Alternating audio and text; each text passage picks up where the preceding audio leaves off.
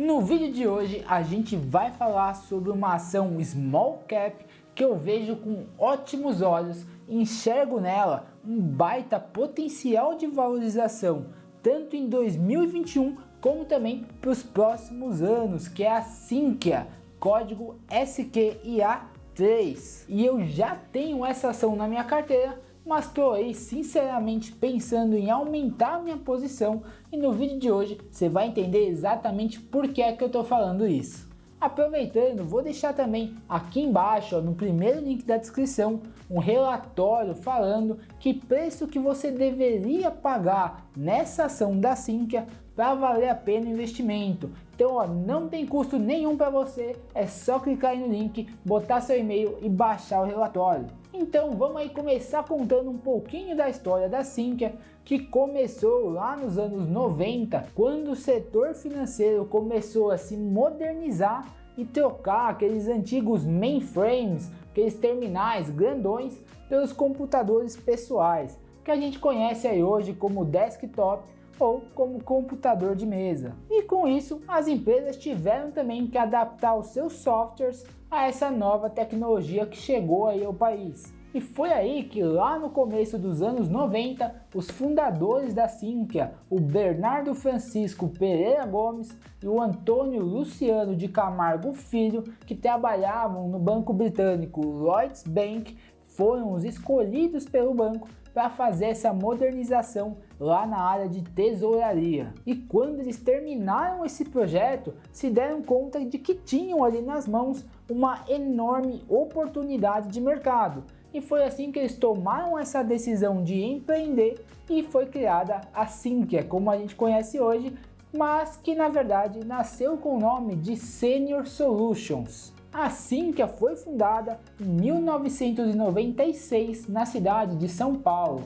E só por curiosidade, esse também é o mesmo ano em que eu nasci, e acho que só isso já vale o seu like aí nesse vídeo. E no começo, ela era focada em desenvolver softwares e aplicativos para os seus clientes aí do setor financeiro. Porém, com o passar do tempo, o que aconteceu foi que esses clientes começaram a demandar da Sinqia também uma manutenção ali desses softwares, um aprimoramento mais constante. Então, em 2002, eles decidiram lançar o seu primeiro software de prateleira com um modelo de recorrência mensal, ou seja, mesma coisa aí que o Netflix ou que a Tribo dos Investidores, você vai lá e paga todos os meses uma mensalidade para ter acesso a esse produto. E nesse momento, depois de fazer aí um grande estudo de mercado e uma revisão do seu modelo de negócios, os fundadores da Sinqia perceberam uma coisa: o mercado brasileiro de softwares para o setor financeiro é extremamente fragmentado. Existem aí hoje centenas de empresas que são altamente nichadas, então elas conseguem resolver só um pequeno problema das instituições financeiras de hoje, como por exemplo, ou só a parte de crédito, ou só a parte de fundos, ou só a parte de previdência. E isso acaba gerando grandes desafios para essas empresas, porque elas vão precisar de um time de TI extremamente grande, complexo, robusto, para conseguir administrar tudo isso, né? Todas essas tecnologias de fornecedores diferentes. Além de ter que gastar também muito dinheiro tentando fazer a integração de tudo isso, porque afinal, se você tem uma tecnologia do fornecedor A e uma tecnologia do fornecedor B, você quem vai ser o responsável por conseguir fazer elas conversarem.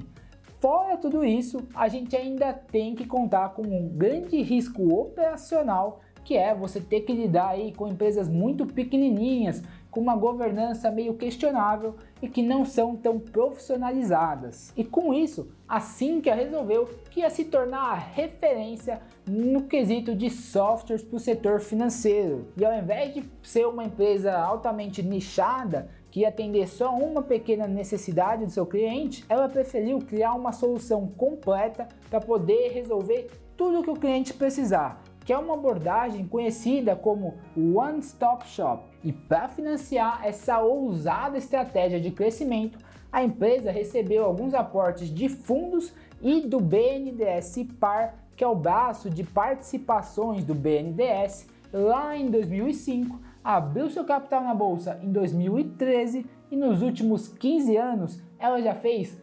16 aquisições. Então, em 2019, a empresa mudou a sua razão social de Senior Solutions para Sinqia e reorganizou o seu portfólio aí de marcas, de coisas que ela oferece para os seus clientes, que atualmente compreende 4 plataformas de software, que são bancos, fundos, previdência e consórcio, e 2 plataformas de serviços, que eles dividem como outsourcing e consulting. Lembrando que tudo isso é para o setor financeiro, que é a especialidade da Sinqia. E ela pretende continuar expandindo seu negócio através de mais aquisições, porque, como eu já falei, o mercado brasileiro de software do setor financeiro hoje tem mais de 300 empresas. Então é um negócio bem pulverizado. Porém, boa parte dessas empresas foca em atender somente uma necessidade do cliente, enquanto a Sinqia oferece o pacote inteiro. E uma coisa que me agrada muito nessa empresa também é o seu portfólio de clientes, uma vez que ela tem desde grandes players aí do setor bancário, como Itaú, Santander, Banco do Brasil,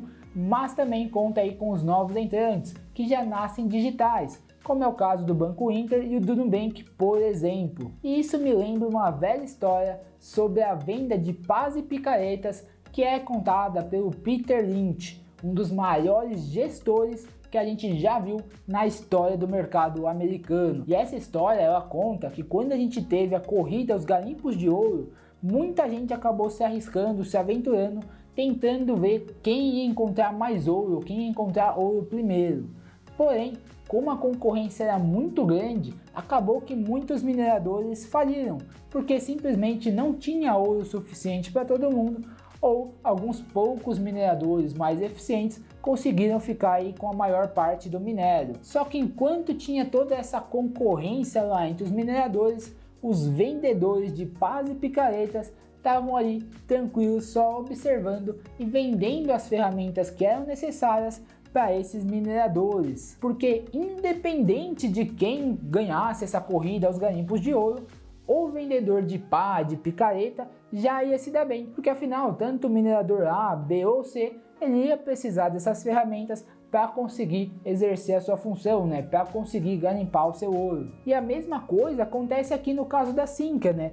Porque independente de os grandes bancões conseguirem resistir a essas fintechs, esses novos entrantes, esses bancos digitais, ou desses pequenininhos conseguirem roubar uma grande fatia do faturamento dos bancões, para a Sinqia tanto faz, ela atende os dois. Outro ponto interessante para a gente olhar aqui na Sinqia é o seu quadro de funcionários, que hoje conta aí com um pouco mais de 1.200 pessoas, sendo que 400 são desenvolvedores, ou seja, é uma empresa que segue investindo para cada vez melhorar mais os seus produtos e assim continuar crescendo. E outro ponto também muito positivo nessa empresa são as suas linhas de receita, que podem ser divididas aí entre softwares e serviços. E vale notar que 85% dessa receita é recorrente.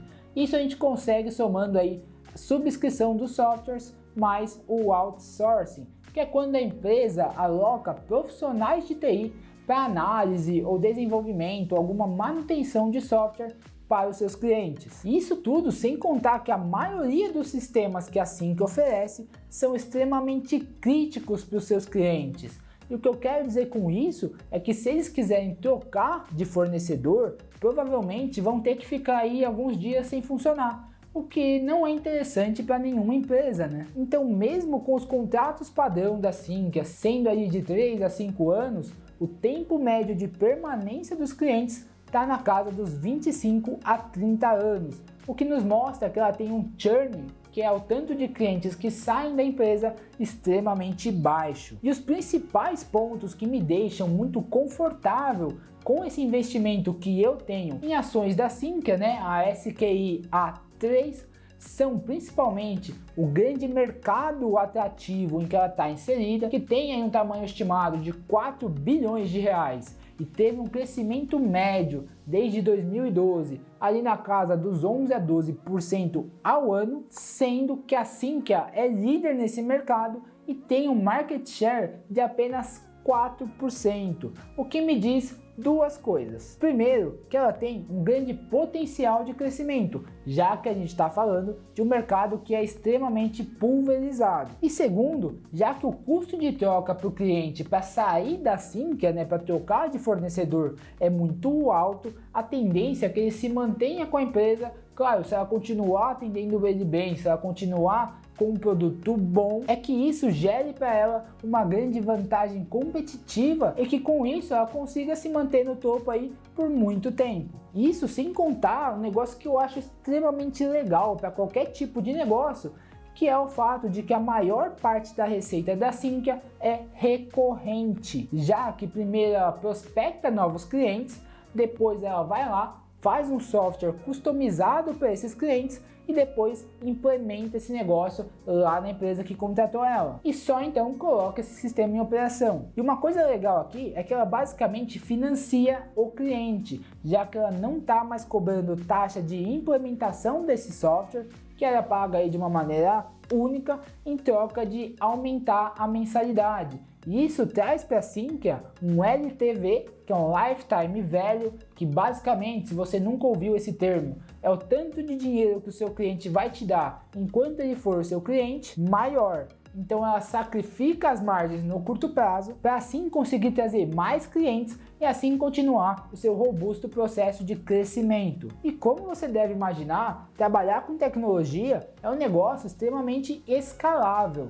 Isso deve aparecer cada vez mais nos números da Sinqia, conforme ela continuar aí com seu sólido histórico de aquisições, que deve impulsionar essa empresa para patamares cada vez mais altos. Outro ponto que vale ressaltar em relação a essas aquisições que a Sinqia fez é que ela costuma pagar extremamente barato nas empresas que ela compra. Se a gente for olhar aí, a média ficou algo em torno de 1,5 vezes do múltiplo EV, que é o Enterprise Value, sobre a receita líquida nas aquisições que ela fez até agora, frente a um múltiplo da Sinqia próximo de 5,4 vezes. Então, a cada compra que ela faz nesses moldes, é como se ela transformasse uma empresa sendo negociada a 1,5 vezes em 5,4 vezes só de incorporar essa empresa para dentro da Sinqia. E por fim, como eu não poderia deixar de falar, essa é uma empresa que tem uma boa governança corporativa, que é um ponto aí que a gente, como acionista, deve sempre estar atento também. Ela está listada no novo mercado da B3 desde 2017 e tem aí um conselho de administração com alguns membros independentes, que não trabalham na Sinqia, que conta inclusive com o gestor de fundos de investimento, Rodrigo Heilberg, da Rix Investimentos, que inclusive vou tentar falar com o Rodrigo para trazer ele aqui no canal e contar um pouco sobre esse e outros cases em que a Rix investe, que é um fundo muito bom, diga-se de passagem. E se você quiser saber aí até que preço que vale a pena você comprar ações da Sinqia, não esquece, é só dar uma olhada nesse relatório que está aí no primeiro link da descrição. E já aproveita para deixar o seu like no vídeo e também se inscrever no canal e ativar o sininho se você ainda não for inscrito. Muitíssimo obrigado por assistir até agora, um grande abraço e até a próxima!